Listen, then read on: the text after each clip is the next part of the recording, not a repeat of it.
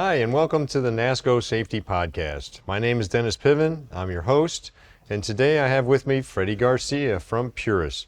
Freddy's been with Puris for 3 years and been in the health and safety industry for over 30 years. Freddy, welcome. Thank you. Glad to be here. Thanks for joining us today. Not a problem.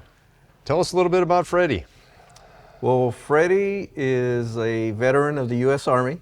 Been married for 30 plus years, 3 kids, all grown up now. Last one just graduated from college, 2 grandkids. Enjoy family time, enjoy sports, going to baseball, football events, and just family time. Awesome. Well, thank you for your service. Thank you. We appreciate that, right? And today we're going to talk about safety training because we both got a lot of experience in that space over 30 years. And probably good for our audience to hear a little bit about what we can share with them on how to have a good safety training program, right? So let's start off with my first question. How does, in your mind, it look for a good safety training module, the overall program, as to how you set that up? What makes it really a strong and robust product? Well, in order to be effective, I mean, it's got to be a well-rounded program. You know, you just can't sit somebody behind a computer and expect them to sit there for an hour and learn the process. You know, the computer portion is great, you know, sometimes a little PowerPoint, you know, but you got to know your audience. You know, you put somebody behind to watch a PowerPoint, you're going to put people to sleep, especially field guys. I mean, absolutely. You know, they're used to being on their feet, you know, working all day. You have them sit down for 30 minutes. It could be a challenge. So, you know, try to make it where it benefits, once again, your audience. So maybe a mixture of the computer training and then out in the field, you know, get out there, do some hands-on training, some evaluation, get into their territory where they're comfortable. Good. Let's talk about computer-based training a minute because I know a lot of companies are interested in using computer-based training. My experience has been that they lean on it a little too much. Do you find that to be the case as well? I agree, yes. Yeah. It's, you know, have them do that and then they're done and get ready to work, and it doesn't work that way. Right. You know, it takes more. Yeah. What do you think if we took it from CBT, so computer-based training allows us to have a tool in the toolbox, right? Correct. So if we use that tool, what do we bring to the program in addition to computer-based training? You have to have that one-on-one, you know, with the regional safety guy. That's the way we do it at Puris. So, you know, we introduce them. There's only so many safety professionals in the company. You get a call on a Friday, you know, hey, you got a new employee starting on Monday, we need you. Well, that guy might not be in Salt Lake, he might be in Denver, but it's a good opportunity to get him started on Monday, get that computer-based training, those, you know, new employee orientation, but then get the safety professional there to make sure that that employee understands what he just accomplished in that CBT training. Yeah, so somebody's backing it up. Correct. Right? That makes it effective. What kind of courses do you think should be in the computer-based training module? And then we'll talk about what courses should be more the hands-on component in the field.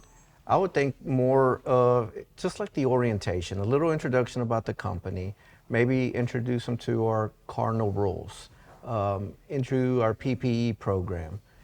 Keep it kind of basic, because once you get into confined space, fall protection, you want to be able to do that maybe with the safety professional out in the field so you can show him how it relates to his day-to-day operation. Okay, that's good. Now let's transfer over. We've got the computer-based training component done. Right. They've had their time in the office. Now they're ready to go out to the field. What does that training component start to look like? You know, it's a process. It's not going to happen in one day. You focus on certain topics. We'll go back to confined space, right?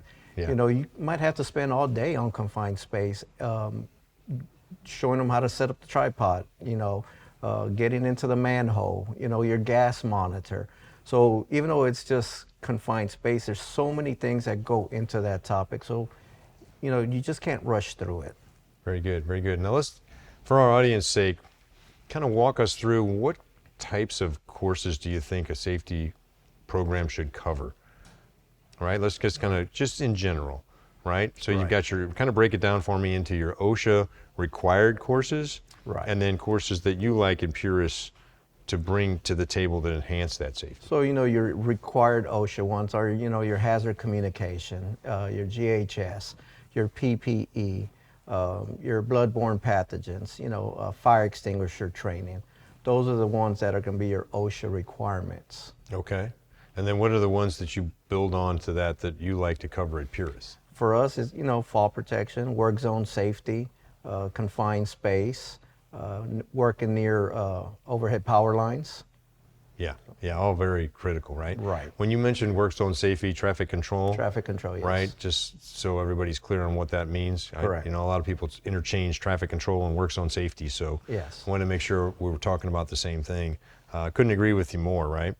Now let's kind of talk about your team. How many safety professionals are helping you right now? I currently have 12 throughout the country. That's a big number. And one in Canada. And one in Canada, okay. And what does your guidance to them look like as you want them to be the best trainers they can be, right? And I know that you provide that level of support to them as their leader. Tell us in the audience, what does that look like? Well, I never want these safety professionals to get comfortable. I want them to continue to grow. Just recently we had a few guys get their CHST. Okay, hang on one second. Okay. All right. Because we use a lot of acronyms in safety, and Yes, it drives we do. everybody crazy. So let's back up just a second, if I Okay. could. So what you're talking about is a certified health and safety technician, and that certification comes from the BCSP, which is the Board of Certified Safety Professionals.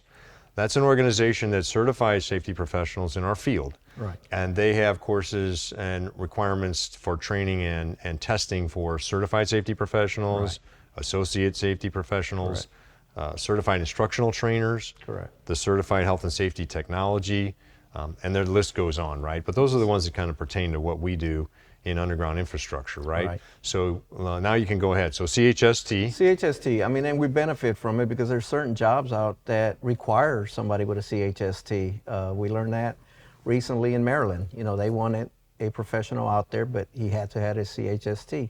So, we got one, but now we have more, in case that opportunity comes. But not only that, we've got some guys that are, now OSHA train-to-trainer certified. So that's another benefit. But once again, I just don't want them getting comfortable. I want them to continue to grow and expand their knowledge. That's awesome. And you support them in that effort, Yes, right? So yes, we do. Your company's paying for some of the fees and the courses they have to take and the preps for the exams and all the hard work that goes into that exam, right? To get that certification. Right. You touched on another thing that I want to talk to our audience about, and that's the difference between the certifications you just talked about for the BCSP. Yes. And being an OSHA certified instructor. Right. OSHA 10, OSHA 30. Can you explain that to our audience a little bit, what that's about? Sure. So there's different categories on the OSHA train-to-trainer. You got the general industry train-to-trainer, but we also have the construction. At our company, we have both because we do have some facilities that operate more as general industry. So we do have a trainer for that. And it's 10 hours. You can't do all 10 hours in one day. The max you could do is 7. But, so it's broken down into 2 days, and there's certain topics that OSHA wants you to cover. About OSHA, a whole hour about that, hazard communication, PPE, and then you start getting into other things, some of the electives, something that's going to benefit that group of students. So, same thing for the construction side of things. We focus once again on confined space, heat awareness, Yeah, biggie, right? Yeah, that's a biggie. It changes quick for us. Your crews are all over the country. Yes. But you have a lot of them working in the southern part of the United States, right? So the heat is a serious challenge. Easily gets to 100 degrees pretty quick. Can you speak a little bit more about some of the electives? As you mentioned, OSHA requires a certain number of classes that you have to cover, topics. Yeah. And then there's some electives. Go back to those electives for us a second, and what does that look like in your organization? For us, it would be probably it could be a different topic, or you could expand on certain topics. So it could be an expansion of fall protection, where we have them try out a harness, more hands-on activities. It could also be power tool safety. Power tool safety. Power tool guarding, safety is in guarding. machine guarding. Correct. So right.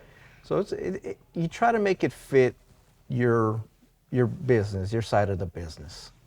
So how many hours annually do you think is a good model for companies in our industry, underground infrastructure?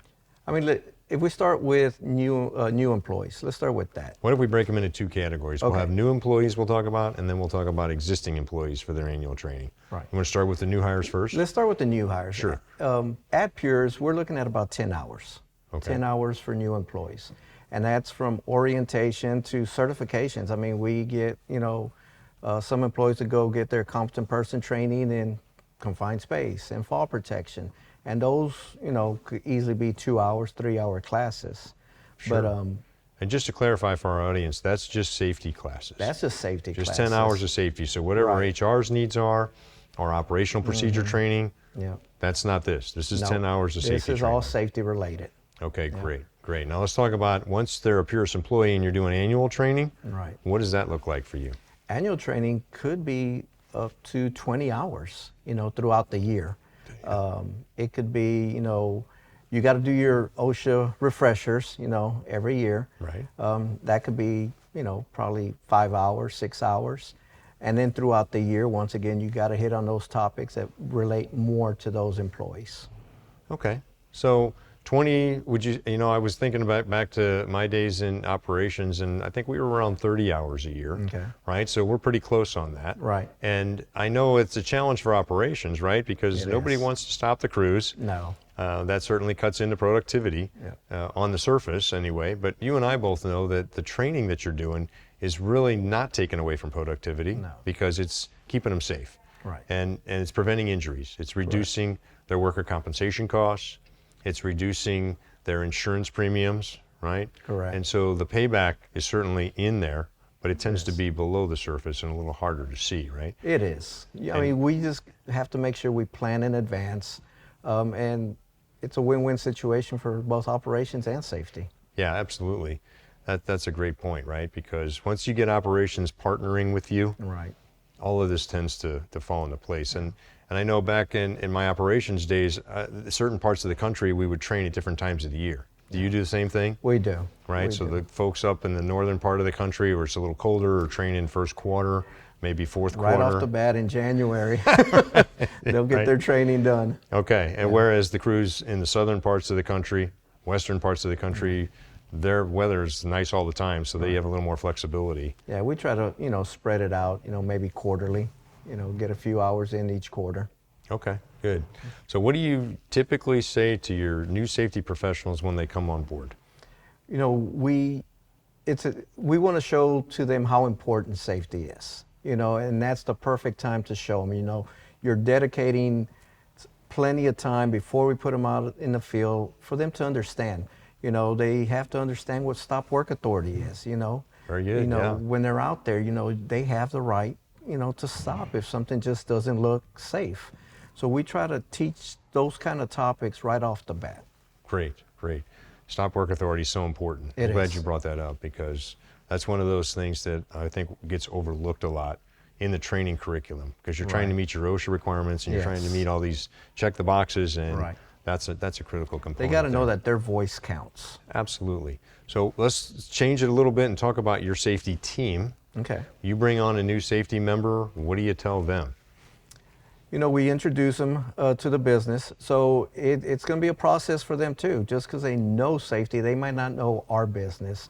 So we'll go through a 6-week period where they're teaming up with an engineer, just so he can know a little bit about, what our business is like in a wet out, for example.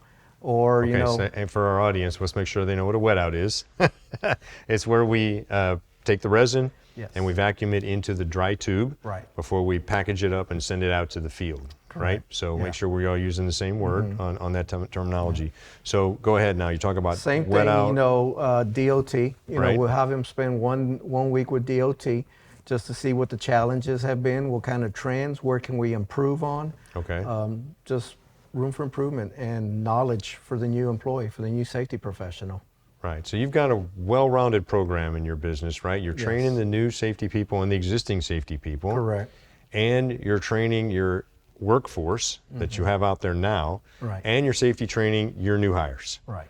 right? Did I miss anything there? No, but You just spent some time with our safety team recently. I You know, did. Tell us a little bit about that. Oh, that was awesome. Your team's great. Thank And you. brought me in to speak to them about how to deliver that safety training message. Right. And we spent 8 hours, which seems like a long time to talk about that topic, but we covered a lot of critical components to give them the skill sets Right.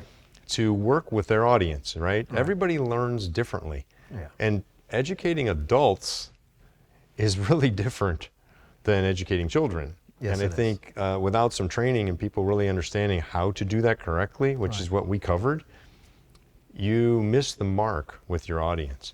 Right. And your guys and gals were all dialed in, and they were taking notes, and we just had a great day together. So I hope you guys found that to be impactful. I mean, it felt good as an was. instructor. And It was you know, great. I keep mean, those 8 hours definitely wasn't enough.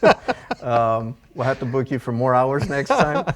But it was very effective. They took a lot of information back with them, and they continue to talk about it. Oh, that's great. It's good to know. So as we bring this to a closure, you know, I'm thinking, how do we close this up? Well, I want to give you a chance to tell the audience, you know, what is it that really, first of all, you would give them some advice on how to get this great training, safety training program? Like what, in your opinion, what are the real critical components to that? And then how do you tie it together in the business? So there's a couple major things. You know, you have to have options, and you have to know your audience. You know, because one method is not going to be good for everybody. So you got to know your audience, and you've got to make them part of the training. You know, they've got to participate. They can't just sit there and listen. Right. So you've got to make them part of the training. Okay. Give them those real life events that relates to what they do. You know, you see people, fatalities in trenches. You know, if we've got some guys in trenches, in excavations, show them those real life events, because it's very impactful. Right. So make right. it relate to what they do. Awesome. Awesome. Well, Freddie, thank you for your time. Thank you. I hope our audience finds this helpful and useful. I know I did today, so it was a pleasure meeting with you. I appreciate it. Thank you so much. Thank you. I hope you enjoyed our topic for today. Thanks for joining the NASSCO Safety Podcast. For more information on safety topics, please go to nassco.org, click on safety, and choose your safety topic.